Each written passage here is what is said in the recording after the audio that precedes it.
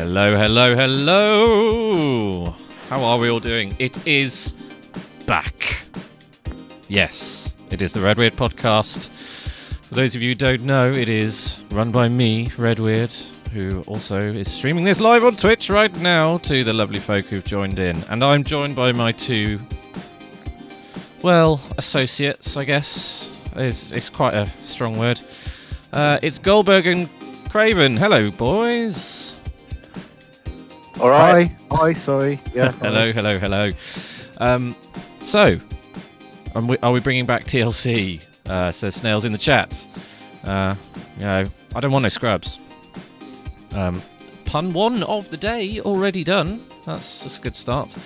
So yes, if you have a pun run, I'm done. A pun run? No. So the RedWeird Podcast. We are three gentlemen from the UK who talk a load of rubbish. We all share a love of different types of games. So we're going to be talking. Yes. We're going to be talking about them, and probably saying stupid things along the way. So, guys, how are we doing anyway? It's our 11 months. It's been a long time since the first one, hasn't it? Yeah. 11 months almost to the day, nearly. That's crazy, isn't it? So yes, I've explained what the podcast is, and it's obviously part of the stream, as we know. And what's happened on stream this week? I'm trying to remember what I've done. I've played a lot of Skyrim, obviously. Again, Man of taste. a fair bit of Skyrim. We hit 250 followers. That was good. Yes, on the nose. Woo! Good work. Celebrations. Yeah, that made me happy.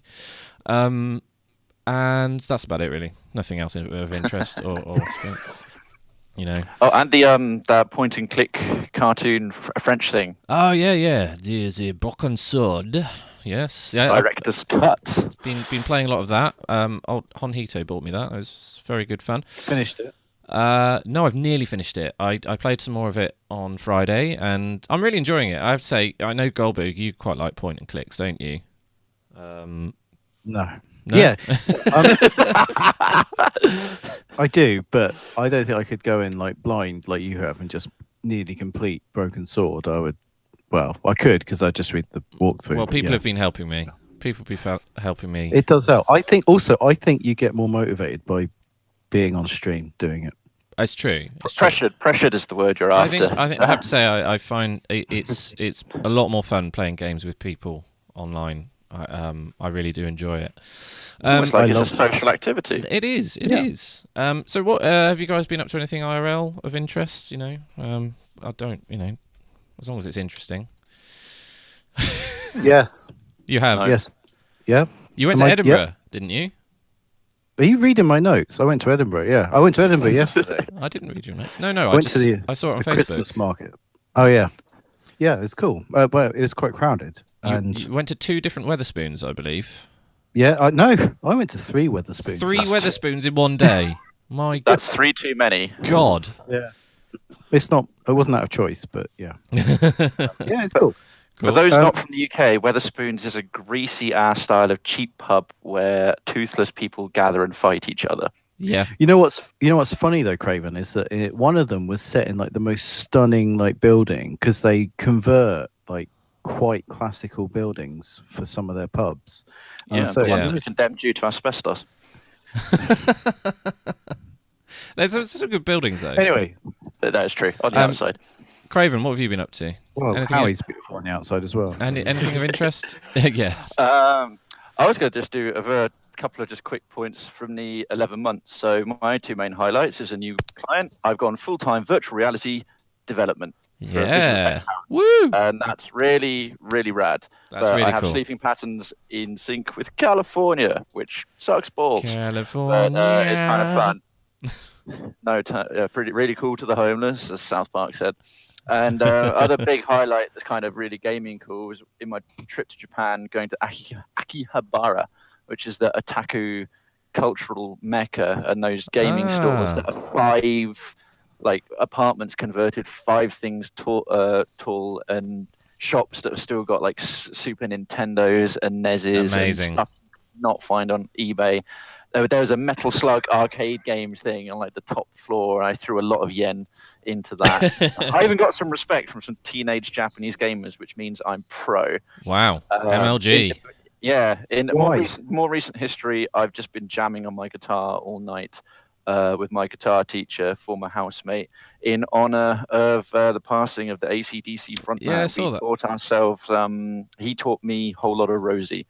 So that's cool. Rest in peace. What a tune. First half, because the second half is just a non-stop solo, and I was watching it like, wow, I didn't realize he was that good. Yep. Jesus Christ! And I just went, oh fuck you, I can't do this. Sorry, Red. Why did you get the respect from the Japanese teenagers? Oh yeah. Because I was quite good at Metal Slug, because I remember as a kid. Yeah. I didn't tell you what my actual news was. Oh yeah. Which was that I got a SNES Mini. Oh really? Awesome. Yeah, it's amazing. Where'd you get it from? Because they're quite hard to get hold of, aren't they? Got it from the sex shop. Oh, the sex shop. Yeah. Which, for those of you who don't know, that's CEX, Computer Exchange. Just clearing that one up. But yes. I actually didn't know that. The problem is they were very... metaphor. There was a bit of a backlash with them because they did actually sort of buy a load in bulk really cheap and then started selling them on at a massively inflated price. To idiots at inflated prices, yeah. To idiots who go to there and buy SNES Minis. I can't think... Bought two. Sex. Got two. Might as well be a sex shop. I mean, I don't think he does that to his SNES Mini. The hole's a bit big. I would. Not that you would tell us. The only other thing of note is that today is International Men's Day. Just like every other day of the year, am I right? Wait. Banter. Anything could be a sex toy if you're brave enough, says Snails in the chat. That's risky. Okay, let's move on with the podcast. That's the intro done, sort of. Right. And we've got new sections, but the same old what do we call it? Not jingle, Hosts. But the breaker thing. Buffer. The buffer. You're the professional broadcaster. I think it's a sting. I think it's called a sting. If you haven't listened before, you're in for a treat. If you have listened before and you know we're going to the next section, you know what's coming. Brace yourselves, folks. We're moving on.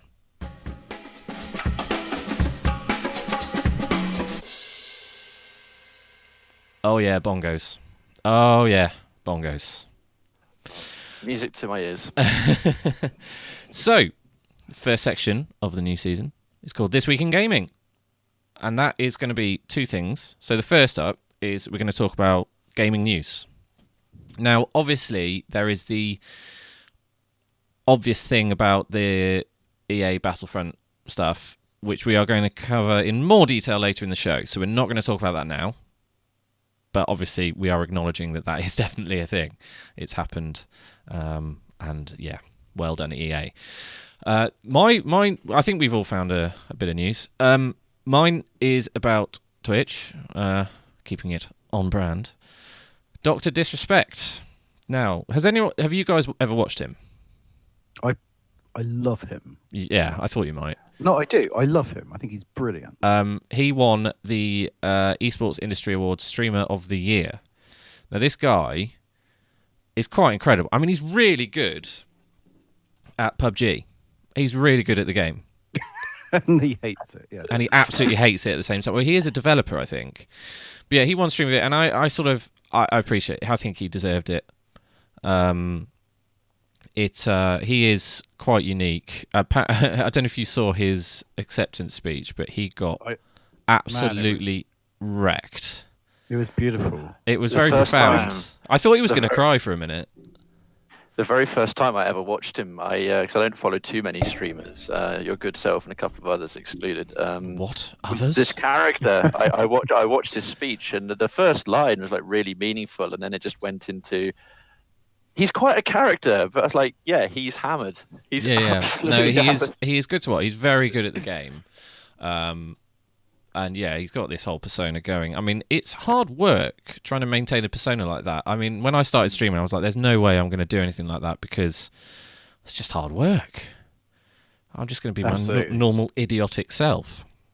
I We're said that. characters in our own right. I liked his bulletproof mullet. I think he called Bulletproof it. mullet, yeah. Well, he has three things. He's the two-time, was it 1983 and 1984 blockbuster video game champion? 93, 94. Oh, 93, NBA 94. Jam. I was going to say he's aged well otherwise. And he uses three things: violence, speed, and momentum. Yeah. Do you see that when he told some guy on PUBG like he was the two-time, and he's like, in '93, he's like, "What was that at Tetris?" Tetris. Right. His So reaction was perfect. But so congratulations to Dr. Disrespect. I think it's thoroughly deserved. He's created quite a community on Twitch, and it's, although it is quite aggressive, it is still friendly, and I think that's really good. he's righteous, and you can see when he breaks character, he's cool. Yeah, he He's a cool seems guy. like a nice guy. I'm going to check out more of him. Yeah, do. It's completely different to me, because he's I'll definitely have to check out more of him. well, he's energetic and he's good at games. Basically, the complete opposite. I am the yin right. to his yang. He's your nemesis. He's not my name. I mean, if I had 30,000 subscribers like him, I'd be very happy. But 30,000 subs. 30,000. Yeah. He Come on, got Frank, $1,000. He got $1,000 donation, didn't he? Oh, it's crazy. It's just crazy. I'm amazed at how big these guys get. But anyway, yeah. So that's it. Dr. Disrespect. Do you guys have any news tidbits that you found?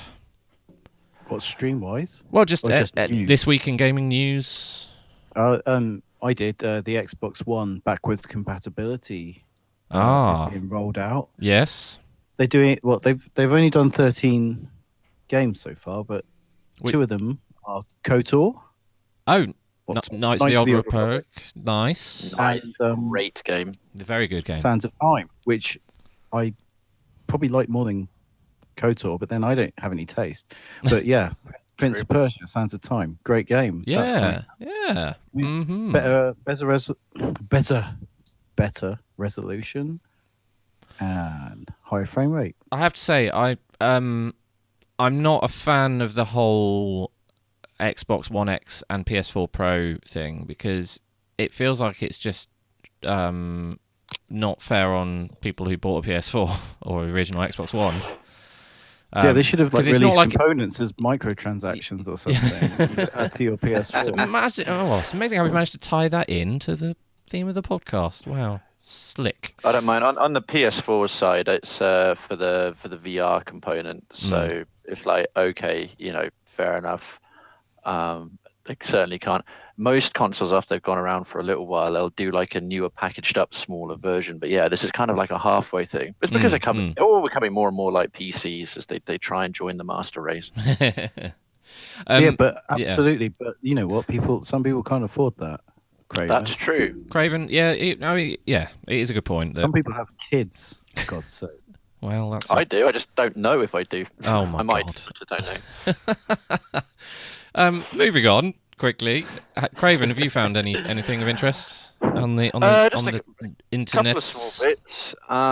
As a developer, the artist, games industry, the PUBG desert maps caught my eye. Yeah. They are rather tidy. Now the screenshots are obviously the nicest shot, best presented. Hopefully they're not bull shots as they're called. But I'm really interested in how those are going to come out from a gameplay. I think quite a perspective as well, because PUBG is a massive phenomenon. Yeah. And players will have adapted to still a fairly good but single designed map. Yeah. Whereas this time round, they'll have worked off all the metrics or whatever they're gathering from 20 million people now, and actually hopefully designed and refined it.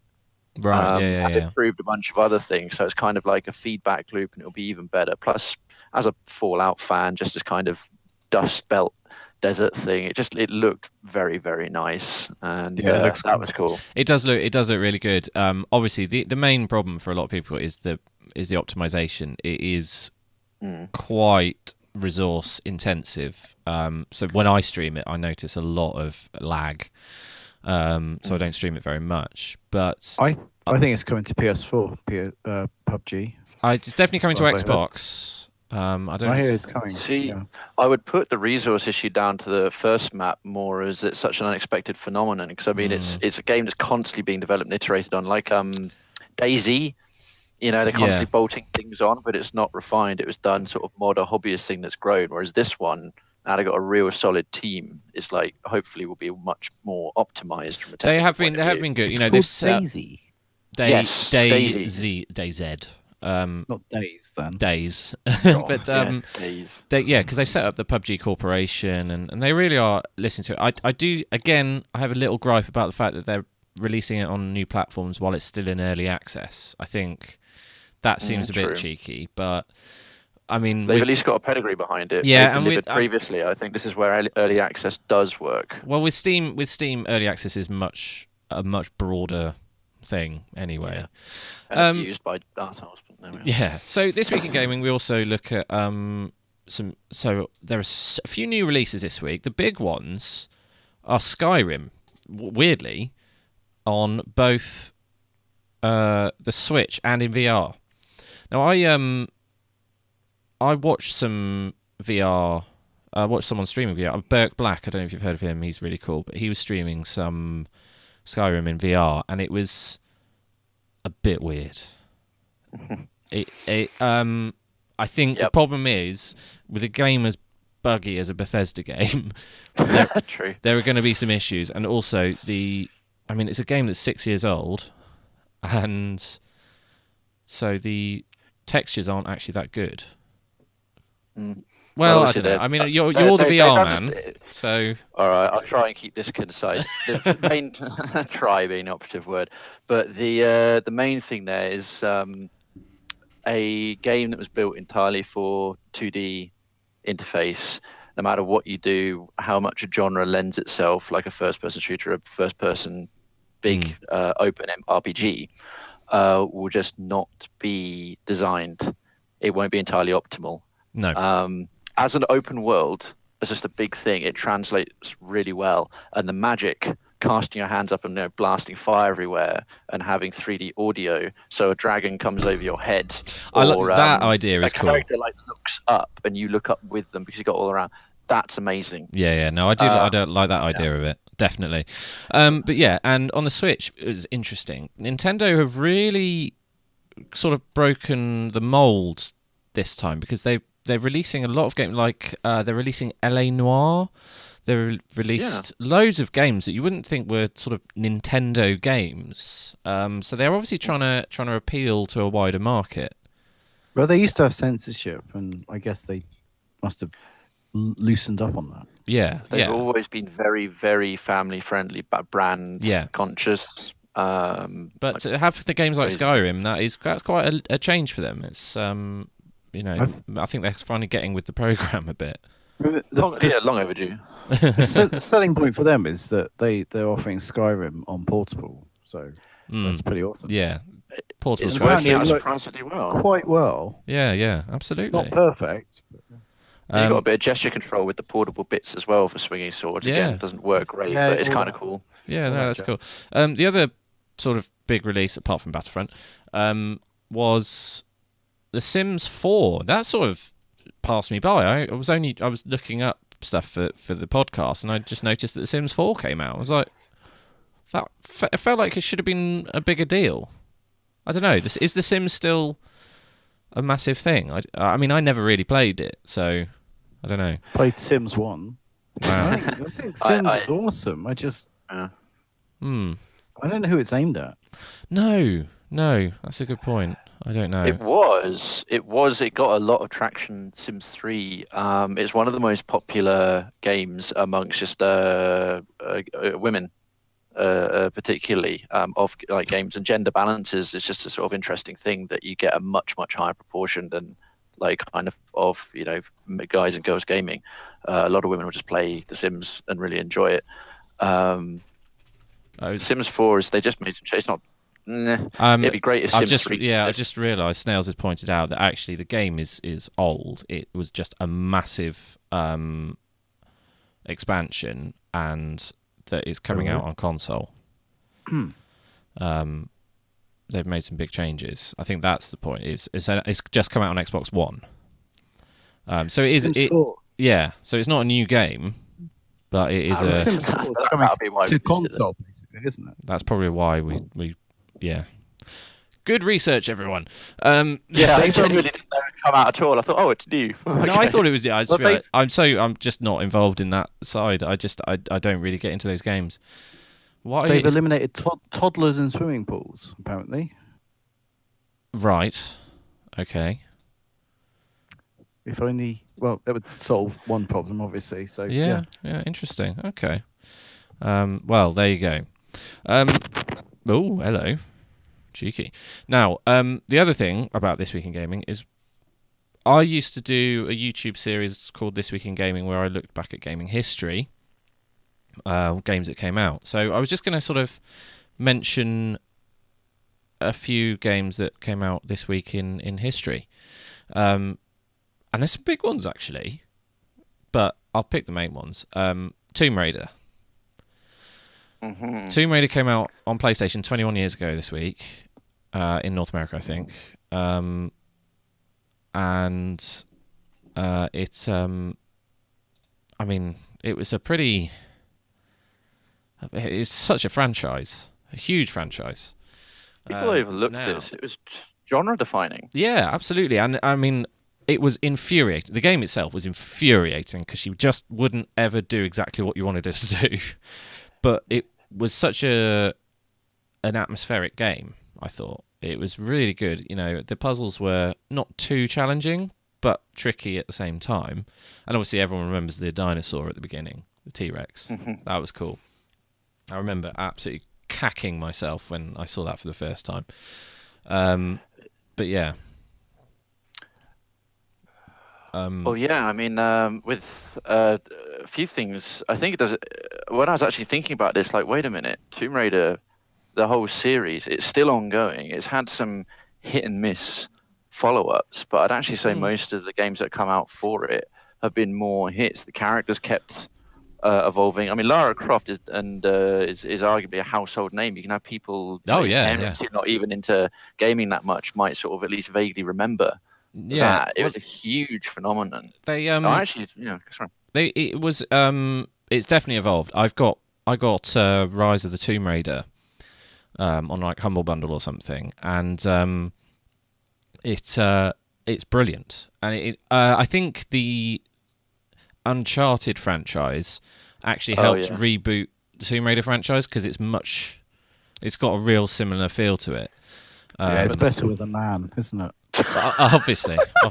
Well, it is International Men's Day. And yes, they are making a movie of it with Alicia Vikander. So hopefully it will be better than the Angelina Jolie early 2000s shocking. I thought she was actually a good pick to play the role just from a casting point of view. It's just a dreadful film. The movies were pretty dire. Yeah, beyond Goldberg's hilarious misogyny, Lara's a sort of stronger character, like female character in games, kind of stands out a little bit but it's very polarizing because it doesn't say very much good, at least back in the early days of Tomb Raider 1, 2, and 3, about character design back then, and the industry was even more dominated by guys, and it still is true today. Yeah. But in terms of actually her character, if you take aside like the massive boobs and impossible proportions and all the other stuff, she's strong, capable. She's not a damsel in distress or anything. I mean, superhuman strength when you look at these massive stone blocks that Egyptian slaves had to move in groups of 20, but Lara could just knock around and all that for the sake of puzzles. She had a magic gun as well because it never ran out of bullets. It was really good at killing endangered species.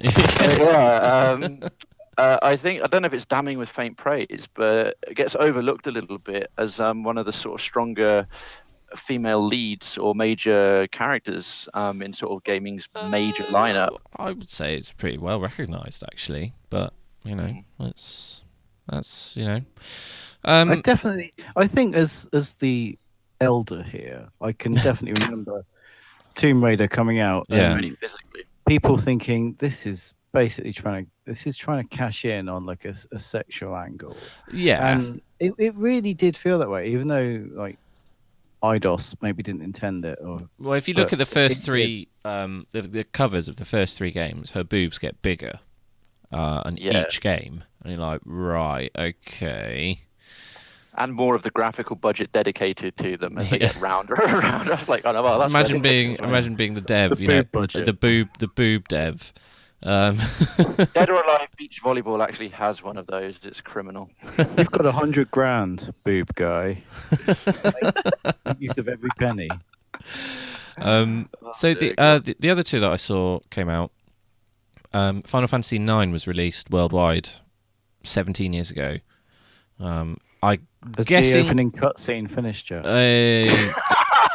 Goldberg and his love for Final Fantasy cutscenes. Honestly, Shut up. yeah, he'll Fantasy's happily play The crazy. Curse of Monkey Island, which is basically an interactive movie. So that's Very true. that's not. Rude. I know a lot of people loved FF9 as arguably their favorite of the PlayStation era. I was talking to someone on stream about it the other day. Actually, I did not. I really enjoyed it, and I thought when I went back and replayed it a few years ago, I enjoyed it more than initially, because obviously I imagine it aged well. it's Actually. I think the problem was when it came out was that FF8 had gone overboard with sort of more realistic graphics, and 9 went back to the older style of sort of more cartoony, gamey style sprites and all that. So that was probably what people didn't like so much. I got to disagree with you there, dude. Simply because 7 and 8, 7 was a phenomenon. That was the thing that just got me into RPGs, one of my favorite genres. But that and 8 were both very far future, dystopic, or highly advanced technologically, and with lots of magic and whatever running around simultaneously. 9 thematically went very much back to a real fantasy world. It was high fantasy and quite cartoonish in its overall presentation, not just the character design. I had issues with it because I wanted it to be 10 out of 10. I wanted it to be amazing because of some design decisions that just they didn't quite get right. Yeah. Like I remember the way they did limit breaks like overdrive, and the number of times they would go off at the end of a battle. Oh yeah. Never choose when to use them. Some of the just like unique, but they tried to basically get FF6 and FF5 and the way the 4-party team came back and like the unique classes and all this kind of stuff. Yeah. But the main thing about Final Fantasy back then was it was always built around the mechanics of the random encounter. That's true. Yeah. And they got too RNG. many gameplay design things not quite right. That for a load of stuff in the narrative and design, it was awesome. It was just. Oh, it was frustrating. Yeah, I think I really like the story, but you're right. Some of the mechanics were not quite on point. But anyway, yeah. So the other one I saw that came out. Now this is. We have to cover this. I mean, Half-Life 2 came out 13 years ago. I mean, what a game! It just. We're still waiting for Half-Life 3. Hey Valve, finish it. Valve, get on with it. I think it's going to be one of those things that just never happens. But Half-Life 2 was... I mean, it spawned so many things. When you think about Counter-Strike and Team Fortress and Gary's Mod, all of these have come from Half-Life. And the Source engine. Yeah. Remember the primary thing that came out was for Half-Life 2, was the whole new... That was a masterpiece. That was one of the ones that really drove me towards the games industry. Masterclass in games design. The physics engine. What was good about the Half-Life games was that they didn't take themselves too seriously as well. There was a lot of humour in them, but the gameplay was very satisfying. Oh, deeply. That's what it was. It really did feel like a good game and an achievement when you completed it. Basically, I mean, Goldberg never played it. I know, so he's keeping quiet for the moment, but. I think graphically, I love what was it? Half-Life 2. The half-lives of 2. Yeah, we're talking about radiation. Yeah. I think graphically it still holds up because really good art direction. It shows you don't just need high poly counts, big texture maps. It was really visually well put together. Yeah. And that counts for loads. And it was the gravity gun thing. I think why make the design so good all the way through. The little tutorials are rolled in as you get better and better. And then the whole final balls-tightingly brilliant sequence of, spoilers, if you're going up the tower and you get the modified, like the messed up version of the gravity gun. So the entire game has been building towards this thing, and then you just get this mad rampage with this kind of amazing super weapon that takes full use of the physics engine. Everything about it is all coming together, all these parts to show their best it's very true. Characters. And a good, I can't say a bad word. It really was. It was an absolute classic. Obviously, Portal was another one. I just remembered that. Sorry, I was doing something. Yes, in the orange box. In the orange box. Yeah. Half-Life 2 and Portal. Yeah, just come out this week. What? Yes. Not like literally this Half-Life week. 2 came out this week in 2004, I think. Wow. Yeah. Yeah, wow. we're old. The other one, I was just going to do an honourable mention. It is tomorrow, so it's not this week, unless you count Sunday as the first day of the week, which some people do, and they're weird. Correct. Freaks. I know. Well, we've written people off there straight away. Mass Effect is 10 years old tomorrow. And that's sort of... I don't know what happened. The ending at 3 happened. That's right. That was a big letdown. Yeah. Such a shame, because I really, really enjoyed the first... The Mass Effect 2 was brilliant. But yeah, Andromeda was a bit of a fail by all accounts. I never got it because it just got so many bad reviews. But the first game was fantastic. It was, a new universe, a space RPG, which, win-win. It was just really good. Just really good. Anyway, so that's... There were some other games that came out this week, but we're obviously not going to cover them all. Oh, God. The original ending, even after they changed it, it's like you have a huge, big, tasty 3-course meal, you ask for the bill, and the chef comes over, takes a shit on your table. Well, there you go. When you ask for the bill? Yeah. It was a metaphor. Well, I don't care. It's funnier when I explain I've already eaten, I don't mind. They can do what they want. I suppose. You can shit on the table. Scatological preferences. Shits in your soup. Rather they didn't. It's better than or your dessert before the main course. Yeah. Well, that's a nice analogy. Okay. We're going to move on. That was This Week in Gaming. Raven's analogy. That was This Week in Gaming. We're going to move on to our main source of discussion this week. Cue the bongos.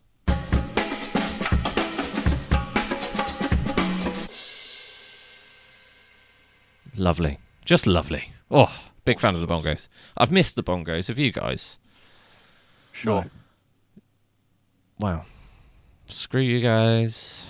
I'm going here. You said sure. Sure, yeah. There's a real feeling behind that. Yeah. So... Where's the spooky bongos? Spooky bongos. Yeah. They were weird, weren't they? They were weird. That was only for Halloween. So, yeah, we have discussed briefly, but this week, this episode, we are talking about microtransactions. Yay. No one else has covered this yet, so it's about time. Yeah, absolutely. Well, it's sort of all-encompassing, talking about pay-to-win and DLC and games, studios charging more for a game well after you've already paid like 40, 50 quid for it. Now, obviously, the EA thing with Battlefront, if anyone doesn't know about this, it's time you got out of your cave, but... Basically, with Battlefront 2, which just came out this week, you can buy all the heroes. There were loads of the heroes, and they were all locked. And you either had to play the game for about 100 hours, or you could just pay to unlock them. And people were getting really annoyed. And then there was the Reddit, the subreddit, the Battlefront subreddit. Someone posted, "I paid $80 for this game, and Darth Vader is locked." And then EA replied saying, "The idea is to give you a sense of achievement by unlocking these characters, blah, blah, blah. Or if you wish, you can pay to unlock it." It's just forcing people to pay to unlock it if they ever want to use them. And it's the most downvoted Reddit comment in history. It was like, last I looked at 650,000. it was about down 670 something I saw, and then they basically Reddit did something and they stopped people downvoting. Yeah, thoughts? Well, fuck them, fuck EA, fuck exactly what they've done with this. The entire basis for progression in that damn thing came down to scrap. Yeah. Firstly, that scrap currency, that was all of it. You had RNG in every factor. Yeah. The addictive personality components, which does affect some people. You did not put freemium, free-to-play mobile mechanics that are already abusive and take advantage of whale players who spend tons of money into a $60 AAA game. Exactly. Speaking from the industry point of view, I know how much these things cost. You can do that. The developers are not seeing the royalties from that. It's going to EA's publishers and shareholders. I've got more to say, but the problem we're gonna have here is that we're all sort of going to agree, basically, that EA have really been quite horrible. I mean, Goldberg, I know you are sort of not. You don't play that many AAA modern titles, do you? No, I don't. So I'd be interested to know your opinion of it, really. Well, in my day, you bought a game for 40, 50 or 60 pounds, which is no small thing, and then that's the complete game. Absolutely. Now, that's all I have to say. Well, yeah, and I agree with that sentiment. I do, however, he's off. He's got mic drop. Right, so that's the main topic, everyone. That's it. We're done. Thanks for joining us. Cool. See you next time. No, I agree with that sentiment completely. I think you should have a finished game when you're paying that much money for it. I do, however, not mind paying extra for DLC that they introduce at a later date, because it is adding fresh new content to the game, and they are spending money on developing it. Yes. Sure. Okay. Like right now, Fortnite Battle Royale is free. Yeah. I don't mind if they add to it pay-wise. I don't want them to make it, though, that you pay to beat people that would be better skilled than you. Like, that's what... It's the pay-to-win element. Fuzzy on. Yeah. It's the pay-to-win element where you're basically paying to unlock weapons, skins, characters, stuff like that. And I think that is where people are getting really fed up. Well, this is the major design from a games design point you just don't do. It is Rule 101. When you're doing design, it's based around mechanics and they're locked together. People will always make the argument about aesthetics. Oh, they're just aesthetic, they're just skins, and most of that's bullshit as well. But when you're doing things that start speeding stuff up, you get more life, your jetpack, all the kind of upgrades that actually really improve things that you can grind or you can buy right off the bat.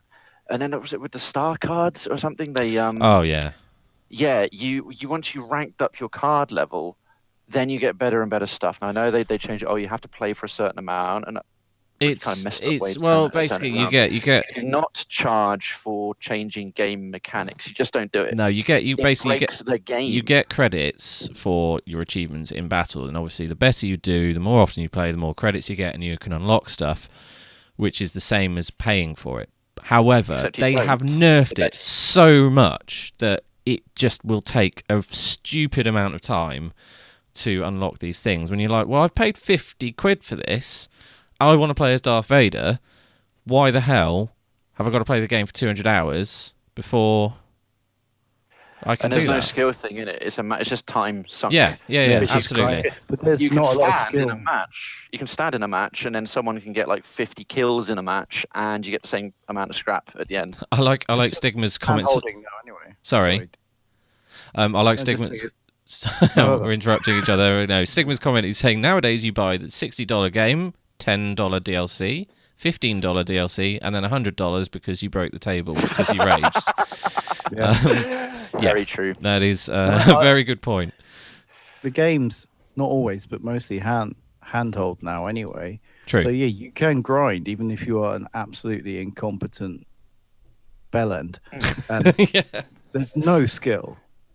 No, and I think that's the There thing. is Is some they're talking skill, but this not this get what you get. they're talking this crap about giving you a sense of achievement. There is no sense of achievement.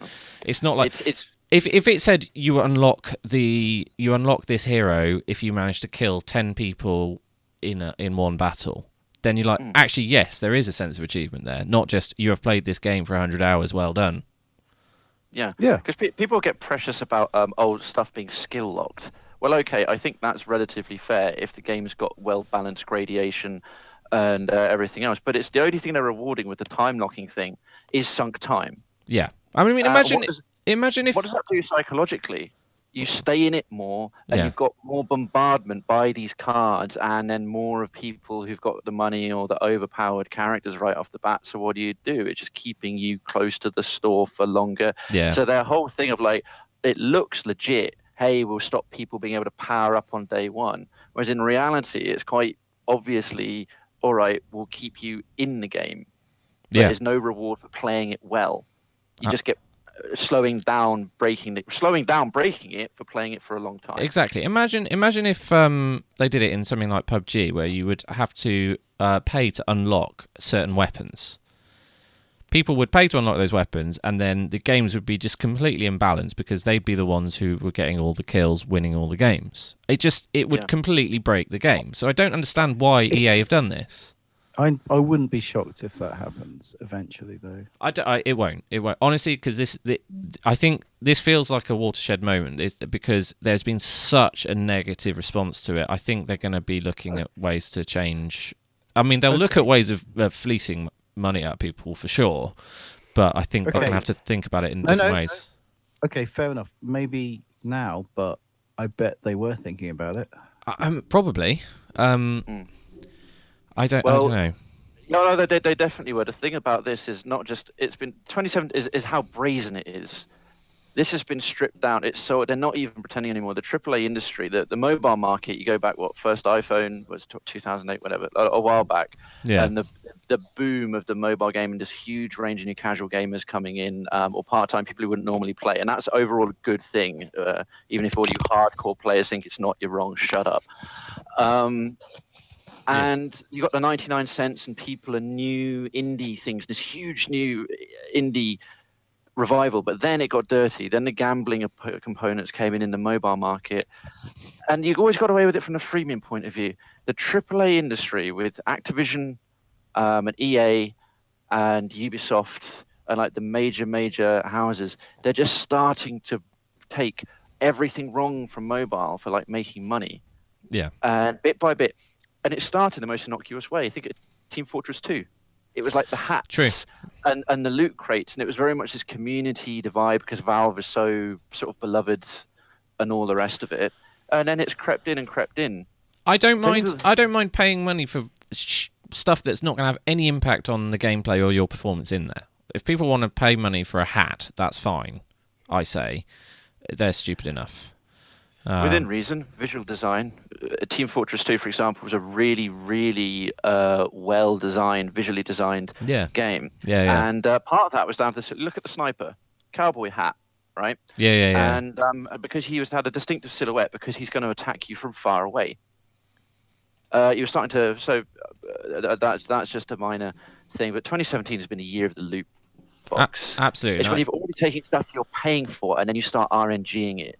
You're randomizing it, so people are spending money, and you're still getting, and it's gambling in all but name. I think, and they claimed it wasn't. It clearly is, and I think, they've suspended it for now. That was the big thing that happened on Friday. So they've suspended the transactions, but I mean, the cynic in me would suggest that they're just doing that for Christmas, and then in January everything will be back to the way it was. But we'll see. Oh no, Disney have told EA. No, sorry, Disney have told DICE to not do it. Yeah. Oh, okay. Well, we'll see. It'd be interesting, but they definitely did come out with an apology and say we get it. We messed up. Mistakes were made. So we'll see. We'll see how it goes. They regret the power they held over the players. I think that's it. Yeah, exactly. Yeah. Like Louis CK. So that I think we could obviously. Topical. Nice. We could talk about this for a long time, but I think we're sort of all in agreement that it's not cool, EA. Really, just not cool, bro. If there's going to be any overall conclusion, I just do. I hope this is some kind of watershed. It won't just be a temporary block and a backlash. Yeah, because yeah. There's AAA prices for AAA games. Unfortunately, there's this other crap coming on the side of it. There's always gullible idiots. That's the problem. Yeah. I wanted to say something. Yeah. To do with this, it was one thing I looked up. There's a game that I've never heard of. I'm not going to pretend. Called Azura's Wrath. I've heard of it. Yeah. Yeah. So. And you have to pay for the ending. You have to pay $7 What? to see the end. Yeah. And I just thought That's insane. That's like the low point for me. I can't believe you know believe what's that. going to happen? There's going to be standard endings, and they're going to start charging if you want to see additional ones. Yeah, well, that's calling it. I'm calling it now. It's happened. In before. Castlevania Lords of Shadow has a standard ending, and then you got to pay for the real ending. I like that game series. To make Castlevania 2 make sense. I cannot believe that. Wow. That's amazing. I didn't know that. Thank you, Colby. That's fascinating. Yeah, well, I'm really in touch with this scene. So that's deeply depressing but highly informative. Absolutely. Do you know who you remind me of at the moment? I think it's the hat. I think you remind me of Ed Harris in the Truman Show. Okay. Was his name Christoph? Yeah, why not? I would do that job. There Sounds you go. good. You'd control someone's life. Yeah, why not? You'd play a god. Yeah. That comment will make no sense to anyone who is listening on iTunes, which you can do, by the way. Yeah, it will be I'm dressed like Christoph from Truman Show. There we go. It will be nice and slick, edited, polished version going live on iTunes and on the YouTubes. We'll see how it goes. The only time you can get to see our much less funny, unscripted selves is right here on Twitch. Absolutely. So yes, we have discussed microtransactions and all that. I think we're going to leave it there because otherwise we're just going to end up ranting forever. So let's move on to our next section. Bongos.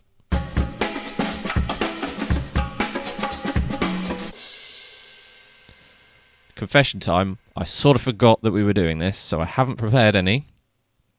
Crap, me too. Are you serious? Neither of you have done it. I have one I wrote whilst we've been doing the Same. It's like Goldberg's carrying us here. No, okay, so for those of you who have not listened or watched before, we used to do Film in 5, which is you would describe a film's plot in 5 words, and the others would have to try and guess. We have changed it now, and we're doing Game in 5. And Goldberg is just quietly seething after thinking of more now. He's not really seething because this was his favourite part in season 1. He was very good at it. It. And obviously, chat can join in with this, who's here live. New feature for season 2. Yeah. We'll see how long this goes on for. Yeah, let's see if they can guess this one. Okay. First. Go on then. Game in 5. Okay, right. The yellow circular ball muncher.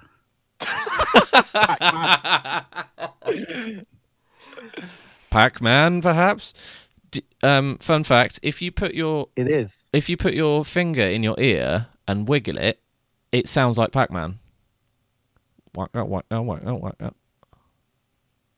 You're lying, aren't you? Just to no, genuinely. That's what it sounds like. Mine sounds like drum and bass. I think you got a problem. Waka. Oh, okay, I can't stop doing that now. That's amazing. Excellent. Thank you. The one I thought of was carbon-14 is useful here.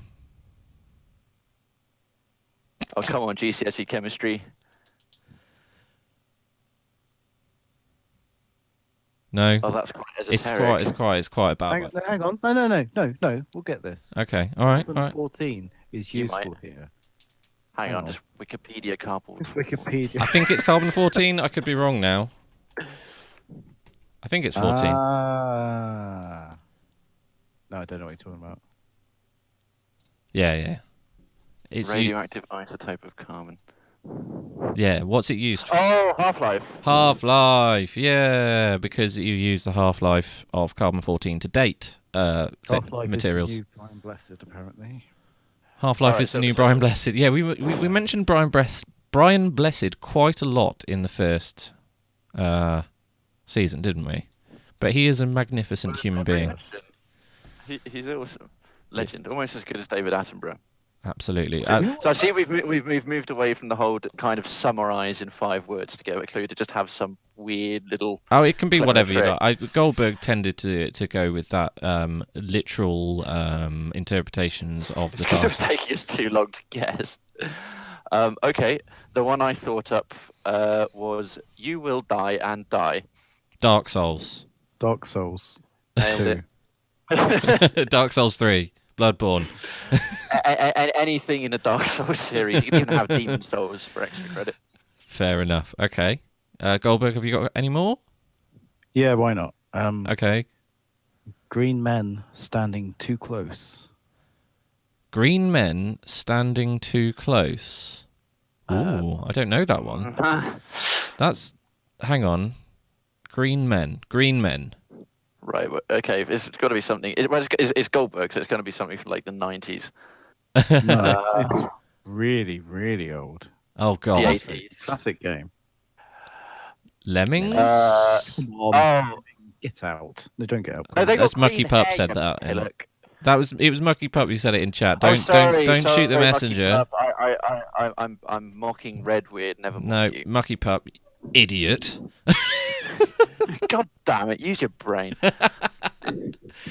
Green men. So it's green men. Aliens, I'm guessing. Yeah. No, Standing too close. I have no idea. Well, how would Come you on, describe someone who stands too close? Space Invaders. Oh. Space That's a good- Invaders, of course. Very good. Well, very good. oh, just don't mention Space Invaders on Li- stream. li- little thing. Kaz will get crazy and go on about me trying to play me playing Space Invaders on stream. Just don't trigger her. In the original Space Invaders arcade machine, because it was so old they couldn't have colors in games. Really, it was to get the green ships you defended along the bottom. They would have a green strip. Yeah, It was yeah, all yeah. white. It was all just black and white, and then a green strip along the That's bottom. quite cool. So there you go. Do you have any more? Me? Well, anyone. I can try and think of one off the top of my head, but it probably won't work. We're not that smart. I just completely forgot about this. Basically, I did think. No, I had one, and okay. Oh God, how did I put it? Because I didn't keep it because I didn't realize how desperate this would be.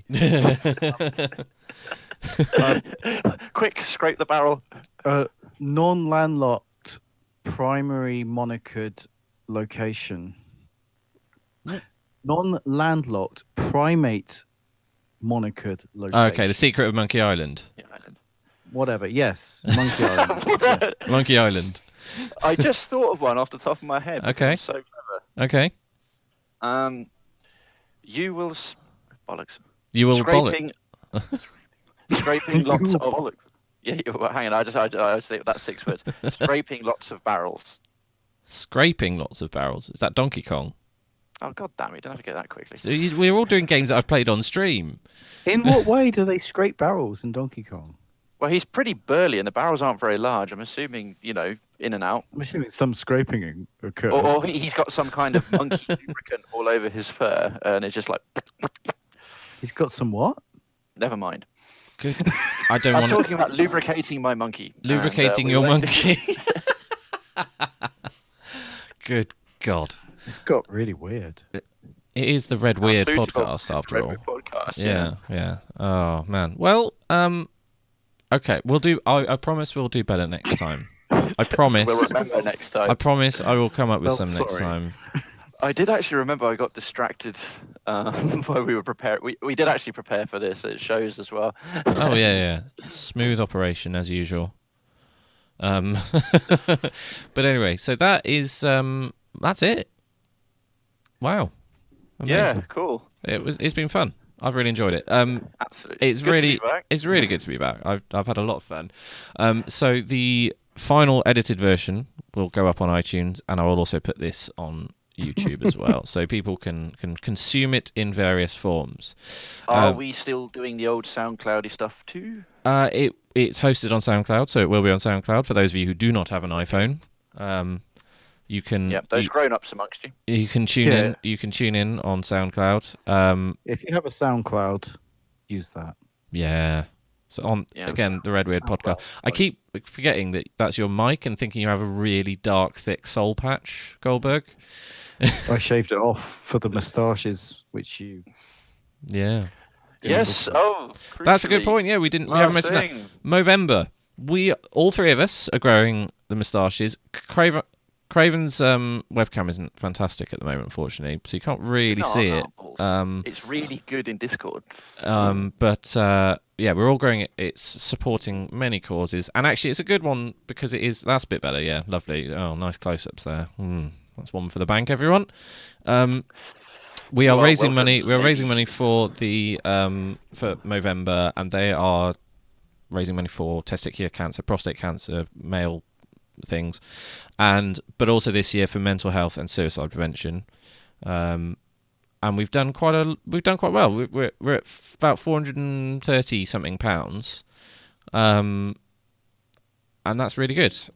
People have been very generous. If you can sponsor us, that would be amazing. Go to. I'm about to put a link in the chat. Well, actually, don't bother. Oh, I can do the Movember command. Boom. Look at that. Nice. Whoa. Well-oiled machine. But if you are listening on iTunes, go to... Where is it? Where do they go? Where do they go to find out what we're doing? Just check me out on Twitter or Twitch, and there's a link to our page. Basically, give what you can if you can. We are looking like... Well, I said before we went live, I feel like a sort of Second World War air pilot from the British RAF. What hell? Let's go shoot some of those jetties, yes? I was trying to do a tribute to Lemmy with my handlebar moustache, but it looks halfway between some sort of retarded porn star and sort of a wife beater living in the Midwest America. Excellent. Well, it looks like which is also a win. Excellent. Well, that's a home county's wanker growing a bad moustache. Yes. Yeah, basically. No, I was gonna say Home Counties Village People tribute act. Home Counties Village People. Pillage people.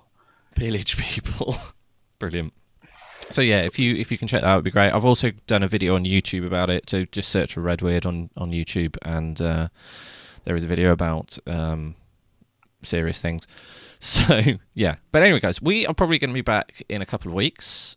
This isn't going to be weekly, just because we all have various commitments, but hopefully we can do it reasonably regularly on a Sunday night. This will probably be roughly the slot we do, and it will be live on iTunes on Mondays if I can edit it in time. For those who haven't caught season 1 yet, what's wrong with you? And secondly, it just gets better as it goes on. So in one of the episodes, we just get drunk. So I think we should do another co-op gaming drinking something soon. We'll find a way to involve drinking in the podcast somehow. Finds a way. Okay, guys. Well, let's bring in the music. Fade it in slowly. There you go. Look at that. I could do my own radio show, no problem. Professional. Thank you guys for joining me. Thank you. It's been a pleasure. You're welcome for the privilege. You're welcome for the privilege. Thank you, guys. And thank you to everyone who's been watching live on Twitch. I hope you've enjoyed this. I am back on stream Monday, 2 p.m. GMT. We'll probably be playing some Skyrim. And everyone else, stay weird, and we'll see you very soon. Goodbye. Bye.